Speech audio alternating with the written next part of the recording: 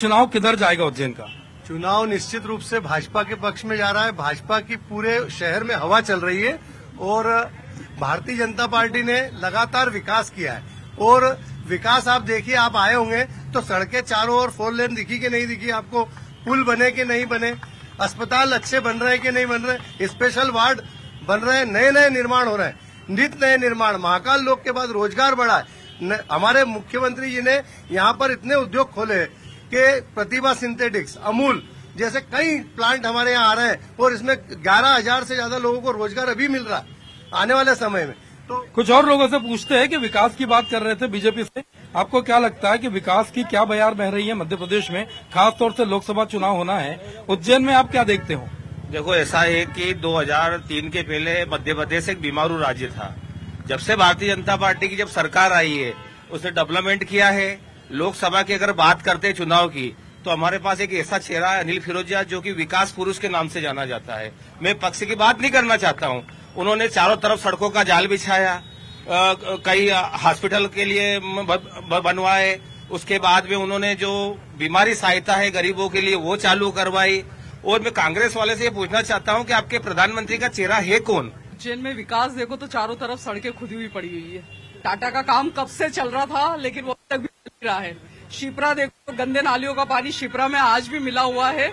यातायात सुविधा पूरी तरह से ध्वस्त है।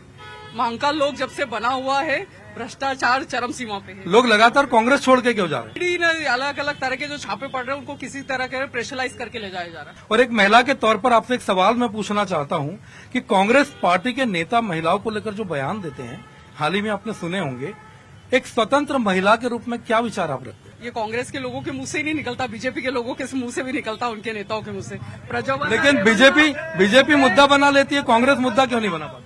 वो अपने लोगों को हमेशा बचाते हैं। ब्रजभूषण उनके सांसद थे, प्रज्वल रेवन्ना जिसने 2700 महिलाओं के साथ रेप किया है, उनके वीडियो बनाए, उस पर बीजेपी क्यों चुप है? उस पर मोदी जी नारी सम्मान की बातें क्यों नहीं करते हैं?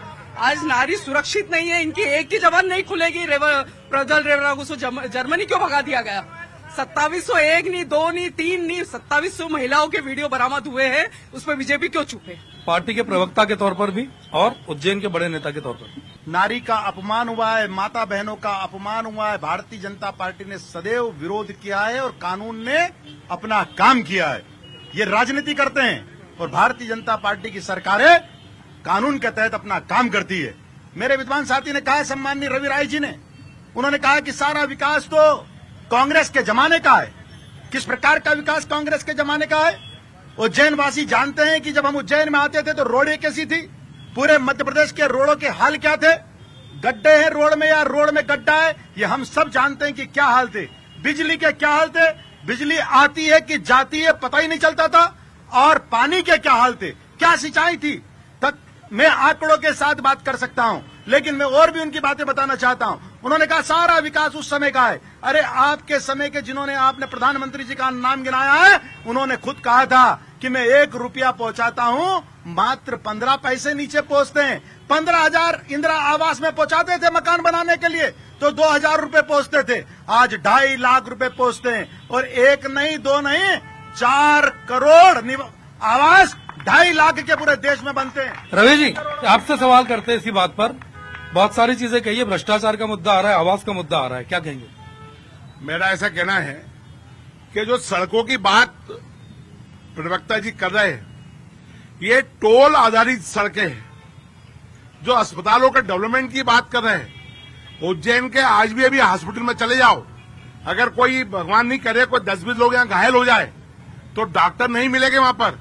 और उसमें से आधे लोगों को, चूंकि अब आप तो भाई साहब ने बताया मेरे को कि आप उज्जैन के शिक्षित हैं, उज्जैन में ही आपने अध्ययन किया है, आपको वास्तविक स्थिति मालूम होगी यहाँ की। आज भी वो जिला चिकित्सालय जो संभाग स्तर का हॉस्पिटल है, इस 20 साल की भारतीय जनता पार्टी की सरकार ने क्या डेवलपमेंट किया उसके अंदर। और आज भी अगर कोई घायल हो जाएगा, आधे से ज्यादा केस या तो प्राइवेट हॉस्पिटल भेजे जाते हैं या उनको इंदौर रेफर करना पड़ता है।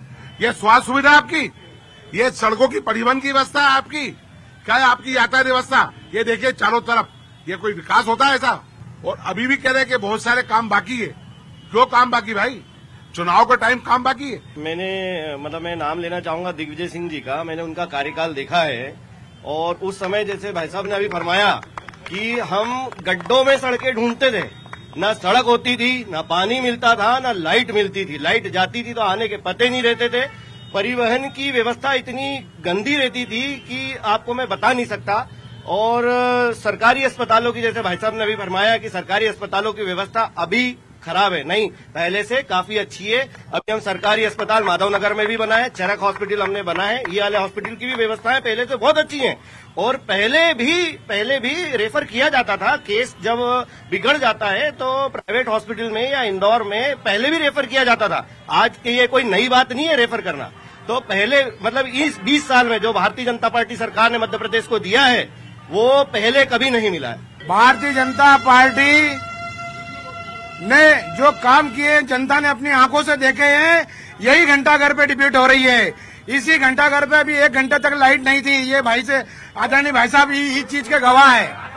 सुन लो, लाइट नहीं थी यहाँ, यह लेट प्रोग्राम चालू हुआ। लेकिन लाइट की वजह तो बता रही कि आंधी तूफान था इसलिए लाइट बंद कर दी। नहीं तो आंधी तूफान में भी देखो, उज्जैन में कितने घंटे लाइट होती है? सुनिए, ऊपर वाले का कह रहे कि आंधी तूफान वाला मामला, वोटिंग के दिन भी आग आंधी तूफान वाला मामला। आदरणीय मैं बोलना चाहता हूँ कि माननीय सांसद अनिल फिरोजा जी बहुत अच्छे व्यक्ति हैं, कोई दिक्कत नहीं उसमें। सुनना मेरी बात, हाँ सुनो, पर सुनो, उन्होंने वजन बढ़ाया और वजन घटाया बस। और ये वजन बढ़ता कैसे और घटता कैसे, आप ये उज्जैन शहर की जनता अच्छी तरीके से जानती है। उज्जैन के विकास को पंख लग गए। मैं भाई साहब ने जो बात करी थी वजन बढ़ाने और घटाने की, मैं जानता हूं कि वजन कितनी मुश्किल से घटता है। जब ऐसा सांसद हमें मिल जाए जो सिर्फ एक उज्जैन के विकास के लिए अगर कोई मंत्री उनसे वादा कर दे, शरीर का विकास रोक के शहर का विकास करे, शहर का विकास करे और उसके लिए 40 किलो वजन घटा, तो ऐसा सांसद तो निश्चित रूप से हमें पुनः लेके आना चाहिए। बात करने की बात है, शिक्षा पे बात करो। आपकी स्वास्थ्य की क्या स्थिति है? सिविल हॉस्पिटल में बहुत दयनीय हालत है। वहाँ पे वॉशरूम अगर देख लिया जाए तो आदमी बेहोश होकर गिर जाए। ये हालत जनता की है। आप बात कर रहे हैं, आप सुंदरता लाइट तो दिखा देंगे, लेकिन धरातल पे क्या है? अस्पताल का सवाल, उज्जैन के निवासी आप हो, स्वास्थ्य सुविधाओं को लेकर क्या जवाब आपके पास है इन सवालों का? सुधीर जी, सावन के अंधे तो सुने थे, लेकिन 2003 के अंधे नहीं सुने थे। 2003 की दुर्व्यवस्था, 2003 की अस्पतालों की बदबू, 2003 की अव्यवस्थाओं को ये आज तक देख रहे हैं। अरे आज मध्य प्रदेश का सबसे बेहतरीन चरक अस्पताल इनको नहीं दिखता? आज चरक जैसा हॉस्पिटल हमारे पास है, भारतीय जनता पार्टी की सरकार ने बनाया। आज माधवनगर हॉस्पिटल हमारे पास है, वो भी 2003 की बात कर रहे हैं। अरे आज बिजली क्या है? 2003 की बिजली थी मात्र 3000 मेगावाट बिजली, और बिजली आती थी कि जाती थी पता ही नहीं चलता था। 2 फीस से किसान भाई बैठे हैं, 2 फीस से 3 फीस बनाकर मोटर चालू करते थे पानी की, और आज 35,000 से ज्यादा मेगावाट बिजली है। हम गौरवान्वित होते हैं कि दिल्ली की मेट्रो अगर चल रही है उसमें भी हमारे मध्य प्रदेश की एक्सिस बिजली का योगदान है। मैं एक आम नागरिक की दृष्टि से देखता हूं कि ये सारी राजनीतिक पार्टियां जो फ्री की रेवड़ियां बांट रही है, मैं इसको बंद करवाकर, अगर आपको फ्री बांटना है, स्वास्थ्य और शिक्षा 2 चीज फ्री कर दो, आम जनता बहुत सुखी हो जाएगी। आप सब चीज फ्री दे रहे हैं। आप लोग बोलते बाजार में बेरोजगारी बढ़ गई, क्यों नहीं बढ़ेगी? मकान फ्री, पानी फ्री, लाइट